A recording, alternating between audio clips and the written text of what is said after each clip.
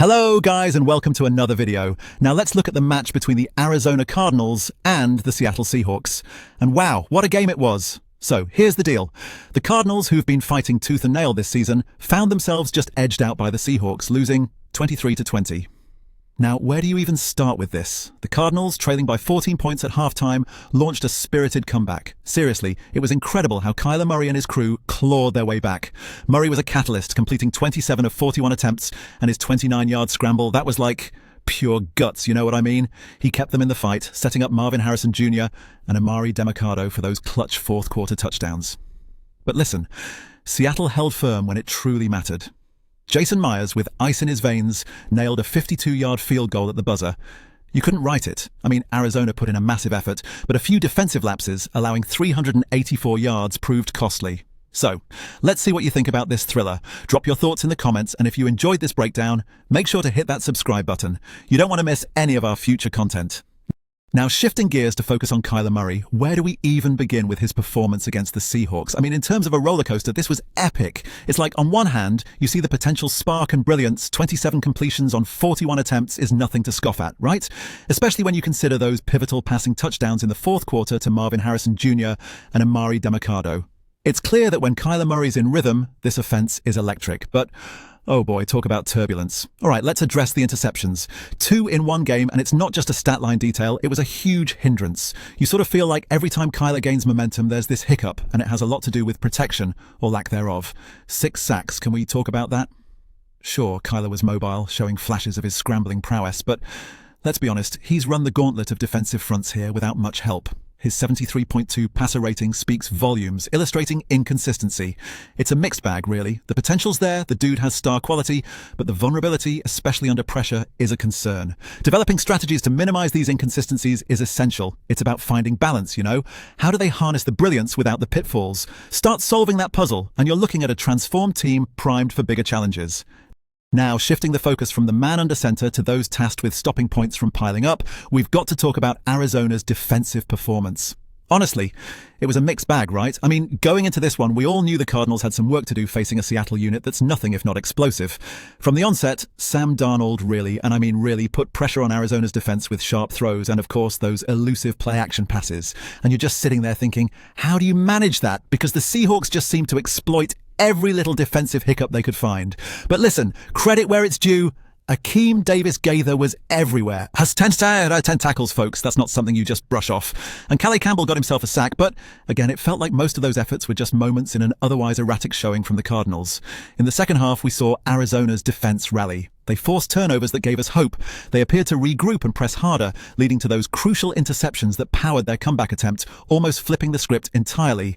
Yet, late-game execution issues crept in. If you can't disrupt that final drive and recognize the kicker lurking for a game winner, it's game over. Seen it too often in this league, and Arizona just couldn't avoid falling into that trap. They've got to ask themselves some tough questions moving forward if they want that defensive line to hold in future clashes against quality teams. So now pivoting to the other side of the ball.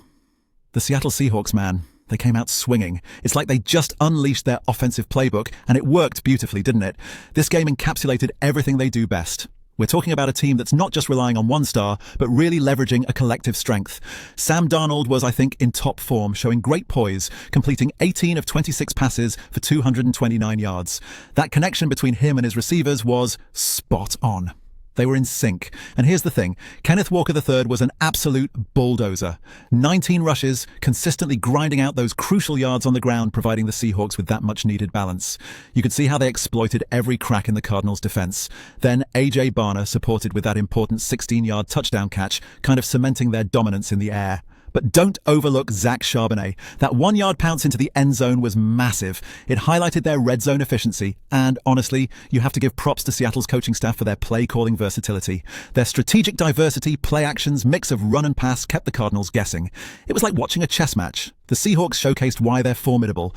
Every game they seem to march ahead with an air of confidence, methodically picking apart their rivals. That's got to bode well for their ambitions this season as they aspire for those playoff heights. This was more than a win. It was a statement in their relentless pursuit of league supremacy. Now, shifting focus from the orchestrated brilliance of Seattle's offensive juggernaut to one of the more nerve-wracking aspects of this encounter, the breathtaking final moments that unfolded at the hands of Jason Myers. My goodness, what a clutch performance. Myers wasn't just a kicker on Sunday, he was the difference maker, the hero that kept the Seahawks' playoff aspirations alive and kicking, literally and figuratively. So let's unpack that jaw-dropping finale a bit. Myers, with nerves of steel, lined up for a challenging 52-yard field goal attempt as the clock was winding down to mere seconds. We're talking about a high-stakes pressure cooker situation, guys. And with the crowd holding its collective breath, Myers showed incredible composure, nailing it right through the uprights as if propelled by destiny itself. Throughout the game, his contributions were just as pivotal. His earlier field goals, a 44-yarder and a crucial 31-yard stroke in the fourth, played a huge role in keeping Seattle at arm's length ahead of Arizona's relentless charge. But it wasn't just about technical execution, it was about mental toughness too, right? Myers has a reputation for coming up big when it matters most, and this game was yet another testament to that. It's performances like these that elevate a team's morale and send ripples across their season outlook, fueling their charge toward not just survival, but true contention. Jason Myers, absolutely clutch and absolutely vital to Seattle's soaring ambitions. Now, shifting our focus over to the Arizona Cardinals, we really need to talk about their evolving passing game this season, especially when it comes to some fresh faces stepping up in crucial moments. Man, seeing Marvin Harrison Jr. and Trey McBride in action, you can just sense there's something brewing there, right? Harrison Jr., for one, has shown flashes of brilliance with those clutch receptions, like his late-game touchdown that kept hope alive for Arizona. To be fair, McBride's run as a dynamic tight end is giving Murray another reliable option down the field, diversifying their game plan in a major way. But here's the snag. There are still consistency issues plaguing their offensive setup. Let's face it, Murray can't do it all alone. With the Cardinals' O-line struggling at times, allowing 6 sacks and leaving Murray exposed under relentless pressure, those couple of interceptions start to paint a troubling picture for their aerial assault. It sort of underscores that while the talent is definitely there, the execution is not quite up to scratch. So basically, what do the Cardinals need to do? Maybe it's about bolstering their O-line, or giving Murray that extra second or two. Ensuring better protection could transform this unit from a flash-in-the-pan offense to a downfield threat week in and week out, especially if they continue to nurture Harrison Jr. and McBride. If they could just iron out those issues, they might well become a force to be reckoned with, setting themselves up as serious playoff contenders in the near future. Now, switching our attention to the bigger picture, this game had massive implications for both teams in the league standings. You know, for the Seahawks, pulling off this narrow victory further cements their bid for divisional supremacy. And it wasn't just about the win, it was about how they got it. Sam Darnold's leadership at quarterback was seriously impressive, right? It shows that they're not just coasting on early season momentum, they're strategically building towards a postseason push. But let's not overlook the Cardinals here. Despite falling short, they showed flashes of their potential, especially with those explosive plays from Marvin Harrison Jr. and Emari Demercado. The thing is, if they can tighten up their game, particularly defensively, where they really struggled to contain Seattle's rushing attack, that could be a game-changer for them. The psychological boost from those late-game comebacks, even in a loss, can forge a kind of mental toughness that will be invaluable down the line. So what does this all mean for the season ahead? For Arizona, it's about learning to adapt and seize those critical moments. For Seattle, it's about maintaining their edge and not getting complacent. All right, enough from me. What do you guys think? Which team looks stronger long-term? And what do you reckon both teams need to do next to stay in the playoff hunt?